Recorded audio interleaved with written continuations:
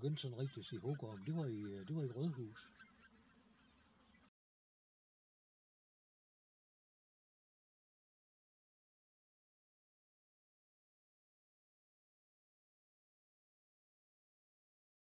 Altså der, hvor mine svigerforældre, de havde sommerhus.